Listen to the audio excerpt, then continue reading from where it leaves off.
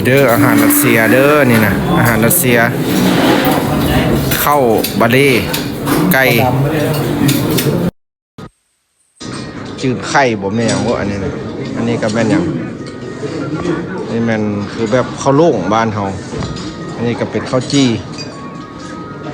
นี่เด้ออาหารรัสเซียเด้อที่พี่น้องว่าอยากเห็นเด้อเฮาสิถ่ายให้เบิ่ง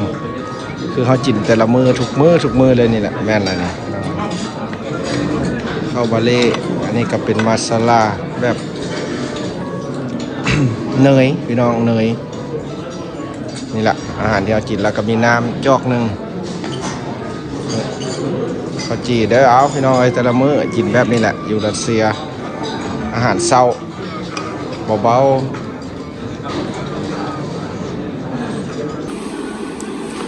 ลองกินอาหารอาหรับพี่น้องเดี๋ยวสิทายให้เบิ่งตอนนี้การเซ็กบิดละเอา2 อันอาหารอาหรับพี่น้องคนอาหรับเพิ่นมาตั้งห้านอยู่รัสเซียมันจะเป็นแบบคือข้าวจีบันเต้บ้านเฮานะพี่น้องนะอาหารกะสิประมาณสิลองมื้อเขาเจ้าเอิ้นว่าซอรามากับโดนัทเมนูกะสิประมาณนี้ล่ะคนอาหรับราคา632 อันกระโบแหงปานใดเนาะลองเบิ่งสิแซ่บบ่ลองเบิ่งผ่านไป15 นาทีรอท่าพี่น้องอันว่าประมาณ20 นาทีสิแล้วท่าเบิ่งโดสเรียบร้อยโซปาซิวะ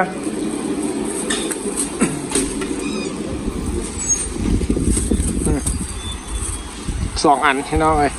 เดี๋ยวสิไปไข่ให้เบิ่งเด้อหน้าตาไปกินอยู่ห้องพี่น้องอาหารสวยช่วงอากาศที่กำลังหิมะละลายพี่น้องอยู่รัสเซียอากาศก็จะเป็นอย่างนี้บ้านเพิ่นน้อย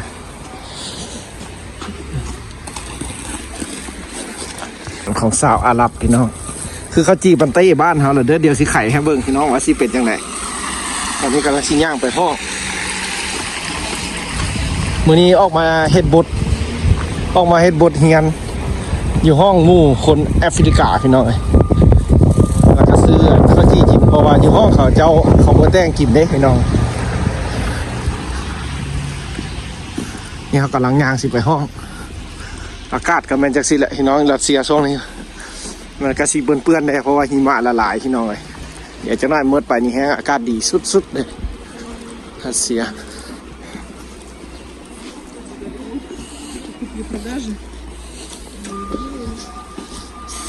เดี๋ยวขึ้นไปนะครับจะถ่ายเบิ่งห้องอเดนดูว่าแม่นเวลาห้องมันทึกแล้ววันนี้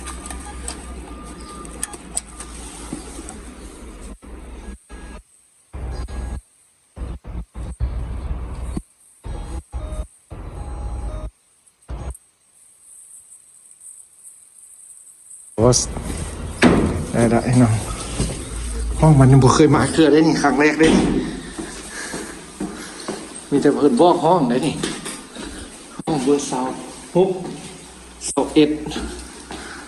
อยู่สั้นเลยนี่เวลาโอ้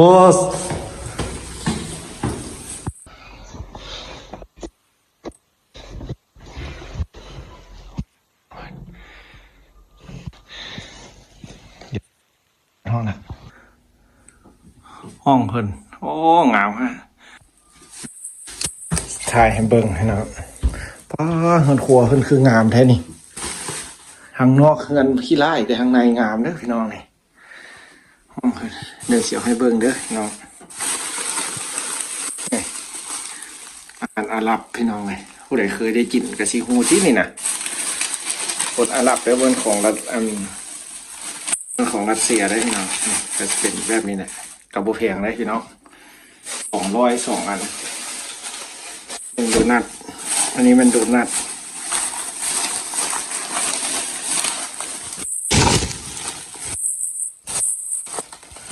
ซีนมีอะไรพี่น้อง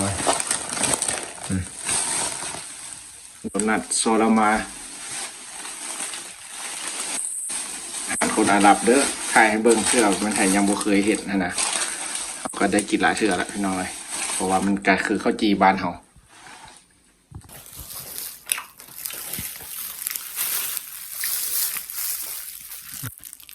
คือข้าวจี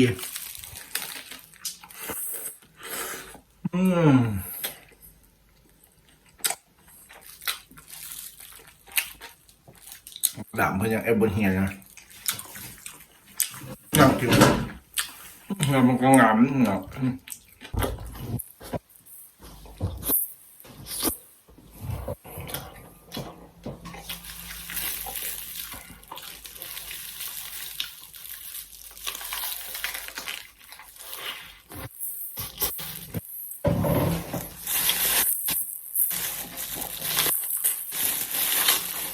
ก็สวย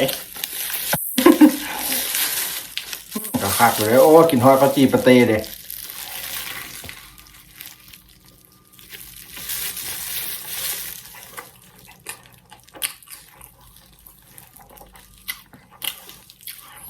พี่น้องเลยอากาศบ้านเทินกาซีประมาณนี้พี่น้องเลยถือว่าคู่คนรัสเซียนะถือว่าในช่วงนี้เขาเจ้ากาซีมักในอากาศนั่นแหละพี่น้องคือว่าอย่างลิ้นอย่างเที่ยวก็พี่น้องเลยตัวคนรัสเซียกาซีเป็นคนแบบจิตใจดีได้พี่น้องเพิ่นบ่ได้ขี้แบบว่าขี้คุยขี้อย่างไรพี่น้องเพียงแต่ถ้าเฮาอยากลมอยากหยังก็ไปลมกับเพิ่นได้พี่น้องเลยกัดสิแหละคนบ้านเพิ่นพี่น้องเลยเมืองบ้านเพิ่นครับแบบนี้แหละถ้าฮ้อนไปจากน้อยยิ่งนี่แห้งสิคักได้พี่น้องรัสเซียนะคนเขาเจ้าแบบบ่ได้ขี้คุยแบบธรรมดาเลยพี่น้องเลย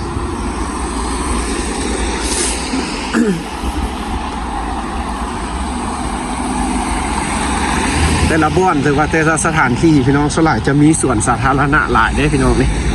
แต่ละเส้นทางแต่ละบ้านจะมีหลายเพื่อให้คนได้ย่างนั่งลิ้นพี่น้องเลยพอบ้านเพิ่นหันเพิ่นฮิตอันรักษาสุขภาพว่าซั่นๆพี่น้องบ่ค่อยจะเฮฮากินเหล้ากินเบียร์สลายกินแล้วจะแม่นคนที่อายุสูงอายุอ่ะนะแม่เป็นผู้อาวุโสสลายเป็นวัยรุ่นไว้อย่างกับธรรมดาพี่น้องแต่บ้านเฮาสว่าฮิตกันกิน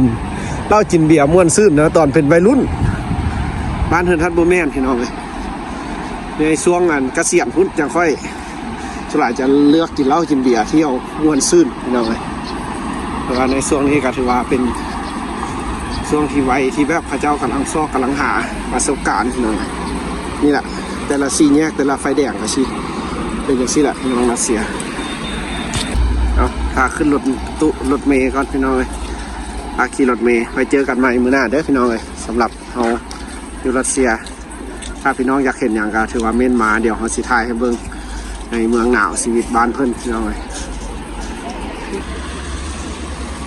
บรรยากาศหิมะละลายรัสเซีย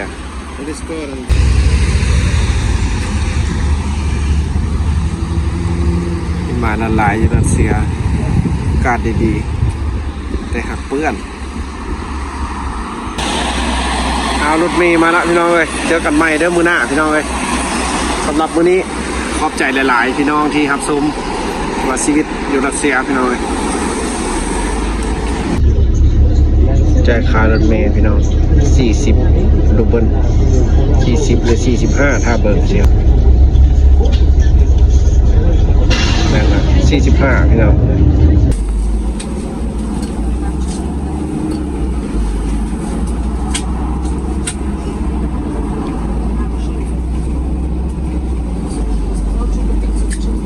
ดูพรในรัสเซีย